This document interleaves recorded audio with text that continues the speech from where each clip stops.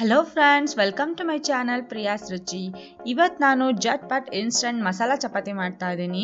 ಇದನ್ನು ನೀವು ಮಕ್ಕಳಿಗೆ ಲಂಚ್ ಬಾಕ್ಸ್ಗೆ ಕೂಡ ಹಾಕ್ಕೊಡ್ಬೋದು. ತುಂಬಾ ಇಷ್ಟಪಟ್ಟು ತಿಂತಾರೆ. ಈ ಮಸಾಲ ಚಪಾತಿನ ನೀವು ಯಾವಾಗ ಬೇಕಾದರೂ ಇನ್ಸ್ಟೆಂಟಾಗಿ ಹಿಟ್ಟನ್ನ ಹತ್ಕೊಂಡು ಮಾಡ್ಕೊಂಡು ಬಿಡಬಹುದು. ಸಾಯಂಕಾಲ ಟೀ ಜೊತೆ ಕೂಡ ತಿನ್ನೋದಕ್ಕೆ ತುಂಬಾ ಟೇಸ್ಟಿಯಾಗಿರುತ್ತೆ. ಮೊದಲಿಗೆ ಒಂದು ಬೌಲಲ್ಲಿ ನಾನು ಇಷ್ಟು ಗೋಧಿ ಹಿಟ್ಟನ್ನು ತೊಗೊಂಡಿದ್ದೀನಿ. ಈ ಹಿಟ್ಟಿಗೆ ನಾನು 1/4 ಚಮಚದಷ್ಟು ಉಪ್ಪನ್ನು ಹಾಕೊಳ್ತಾ ಇದ್ದೀನಿ.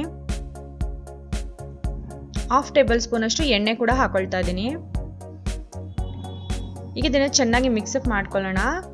ಸ್ವಲ್ಪನೇ ನೀರು ಹಾಕೊಳ್ತಾ ನಾರ್ಮಲ್ ಆಗಿ ಹೇಗೆ ಹಿಟ್ಟನ್ನ ನಾದ್ಕೊಳ್ತೀವಲ್ಲ ಅದೇ ರೀತಿ ನಾವು ಹಿಟ್ಟನ್ನ ನಾದ್ಕೊಂಡ್ಬಿಡೋಣ. ಇದನ್ನ 15 ನಿಮಿಷ ನೆನೆಯಕ್ಕೆ ಬಿಡೋಣ. ಈಗ ಇದು 15 ನಿಮಿಷ ಆಗಿದೆ. ಹಿಟ್ಟು ಚೆನ್ನಾಗಿ ನೆಂದಿದೆ. ಈ ಸೈಜ್ಗೆ ನಾನು ಒಂದು ಉಂಡೆನ ತಗೊಂಡಿದ್ದೀನಿ. ಇದನ್ನ ಸ್ವಲ್ಪ ಗೋಧಿ ಹಿಟ್ಟಿಗೆ ಹಚ್ಕೊಂಡು ನಾವು ರೆಗ್ಯುಲರ್ ಆಗಿ ಚಪಾತಿ ಮಾಡೋ ಥರಾನೇ ನಾವು ಲಟ್ಸ್ಕೊಳ್ತಾ ಹೋಗೋಣ.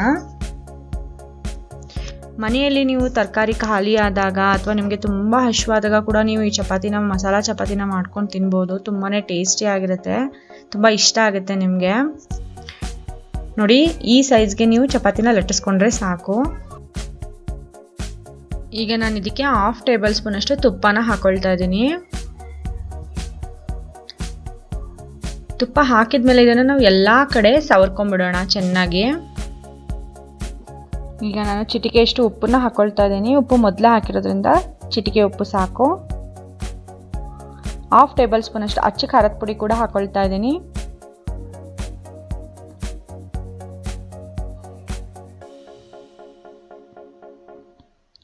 ಚಿಟಿಕೆಯಷ್ಟು ಧನಿಯಾ ಪೌಡರ್,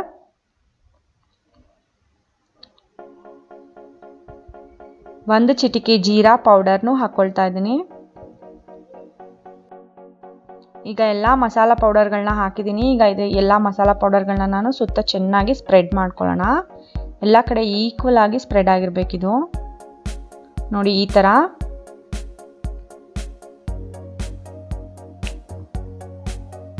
ಈಗ ಇದಕ್ಕೆ 1/4 ಟೇಬಲ್ ಸ್ಪೂನ್ ಅಷ್ಟು ಅಜ್ವಾನನ್ನು ಹಾಕೊಳ್ತಾ ಇದ್ದೀನಿ. ಇದಕ್ಕೆ ಓಂಕಾಳು ಅಂತ ಕೂಡ ಕರೀತಾರೆ. ನಿಮ್ಗೆ ಇದು ಹಾಕಕ್ಕೆ ಇಷ್ಟ ಇಲ್ಲ ಅಂದರೆ ಜೀರಿಗೆ ಕೂಡ ಹಾಕೊಳ್ಬಹುದು. 1 ಟೇಬಲ್ ಸ್ಪೂನ್ ಅಷ್ಟು ಕೊತ್ತಂಬರಿ ಸೊಪ್ಪು ಕೂಡ ಹಾಕೊಳ್ತಾ ಇದ್ದೀನಿ. ಕೊತ್ತಂಬರಿ ಹಾಕಿದ್ಮೇಲೆ ಈ ಥರ ಕೈಯಲ್ಲಿ ಈ ಥರ ಪ್ರೆಸ್ ಮಾಡ್ಕೊಳ್ಳಿ. ಇದರಿಂದ ನಾವು ಲಟ್ಟಿಸುವಾಗ ಚಪಾತಿಯಿಂದ ಕೊತ್ತಂಬರಿ ಸೊಪ್ಪು ಆಚೆ ಬರೋದಿಲ್ಲ. ಈಗ ನಿಧಾನವಾಗಿ ಫೋಲ್ಡಿಂಗ್ ಮಾಡ್ತಾ ಹೋಗೋಣ. ಈ ಥರ ಒಂದ್ಸಲ ಈ ಥರ ಫೋಲ್ಡ್ ಮಾಡಿ ಈ ಥರ ನಿಧಾನವಾಗಿ ಪ್ರೆಸ್ ಮಾಡಿ ಮತ್ತೆ ಫೋಲ್ಡ್ ಮಾಡಿ. ಇದೇ ರೀತಿ ಮಾಡ್ತಾ ಹೋಗಿ. ಈಗ ಇದನ್ನ ಈ ಥರ ಸುತ್ತಾ ಹೋಗಿ. ಒಂದು ಕಡೆಯಿಂದ ಟೈಟಾಗಿ ಸುತ್ತಿದ್ಮೇಲೆ ನೋಡಿ ಈ ಥರ ಇರಬೇಕಿದು. ಈಗ ಇದನ್ನ ನಿಧಾನವಾಗಿ ಕೈಯಲ್ಲೇ ಪ್ರೆಸ್ ಮಾಡಿ. ಈ ಥರ ಪ್ರೆಸ್ ಮಾಡಿದ್ಮೇಲೆ ಈ ಹಿಟ್ಟನ್ನು ನಾನು ಸ್ವಲ್ಪ ಗೋಧಿ ಹಿಟ್ಟನ್ನ ಹಚ್ಕೊಂಡು ಮತ್ತೆ ರೆಗ್ಯುಲರ್ ಚಪಾತಿ ಥರ ಲಟ್ಟಿಸ್ತಾ ಹೋಗ್ತೀನಿ. ನೋಡಿ, ಇದನ್ನು ತುಂಬ ತೆಳ್ಳಗೆ ಲಟ್ಟಿಸ್ಕೊಳಕ್ಕೆ ಹೋಗ್ಬಿಡಿ. ಸ್ವಲ್ಪ ದಪ್ಪನೇ ಇರಬೇಕು ಇದು. ಅವಾಗ ಲೇಯರ್ ಎಲ್ಲ ಚೆನ್ನಾಗಿ ಬಿಟ್ಕೊಳ್ಳುತ್ತೆ ನಿಮಗೆ.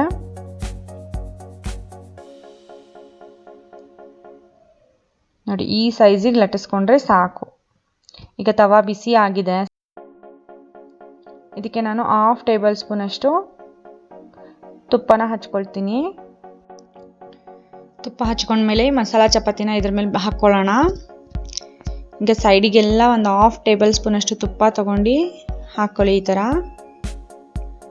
ಮತ್ತು ಚಪಾತಿ ಮೇಲೆ ಕೂಡ 1/2 ಟೇಬಲ್ ಸ್ಪೂನ್ ಅಷ್ಟು ತುಪ್ಪ ಹಚ್ಕೊಳ್ಳಿ. ನಿಮಗೆ ತುಪ್ಪದ ಜಾಗದಲ್ಲಿ ಎಣ್ಣೆ ಕೂಡ ನೀವು ಬಳಸ್ಕೊಳ್ಬಹುದು. ಆದರೆ ತುಪ್ಪದಲ್ಲಿ ಮಾಡಿದ್ರೆ ಟೇಸ್ಟ್ ತುಂಬಾ ಚೆನ್ನಾಗಿರುತ್ತೆ. ಮಕ್ಕಳಿಗಾದರೆ ನೀವು ತುಪ್ಪದಲ್ಲೇ ಮಾಡಿಕೊಡಿ. ತುಪ್ಪ ಹಚ್ಚಿದ ಮೇಲೆ ಇದನ್ನು ಇನ್ನೊಂದು ಸೈಡ್ಗೆ ಫ್ಲಿಪ್ ಮಾಡ್ಕೊಳ್ಳಿ. ಈ ಸೈಡ್ಗೂ ಕೂಡ ಸ್ವಲ್ಪ ತುಪ್ಪ ಹಚ್ಕೊಳ್ಳಿ. ಈಗ ಇದನ್ನು ಒತ್ತಿ ಈ ಥರ ಎರಡೂ ಸೈಡು ಮೀಡಿಯಂ ಫ್ಲೇಮಲ್ಲಿ 5 ನಿಮಿಷಗಳ ಕಾಲ ಚೆನ್ನಾಗಿ ಬೇಯಿಸ್ಕೊಳ್ಳಿ.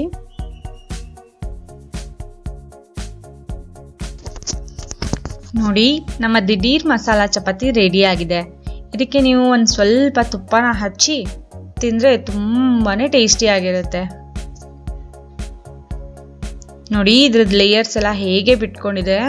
ನೋಡಿ ಒಳಗೆಲ್ಲ ಮಸಾಲ ಎಷ್ಟು ಚೆನ್ನಾಗಿ ಕಾಣ್ತಾ ಇದೆ. ನೀವು ಕೂಡ ನಿಮಗೆ ದಿಢೀರ್ ಅಂತ ಏನಾದರೂ ಮಾಡ್ಕೊಂಡು ತಿನ್ನಬೇಕು ಅಂತ ಅನ್ನಿಸ್ದಾಗ ಈ ಮಸಾಲ ಚಪಾತಿನ ಮಾಡಿ ತಿಂದು ಎಂಜಾಯ್ ಮಾಡಿ. ನಿಮ್ಮ ಅನುಭವಗಳನ್ನ ನನ್ನ ಕಮೆಂಟ್ ಮುಖಾಂತರ ತಿಳಿಸಿ. ನಿಮಗೆ ನನ್ನ ವಿಡಿಯೋ ಇಷ್ಟ ಆಗಿದ್ರೆ ಲೈಕ್ ಮಾಡಿ, ಶೇರ್ ಮಾಡಿ, ಸಬ್ಸ್ಕ್ರೈಬ್ ಮಾಡಿ. Thank you.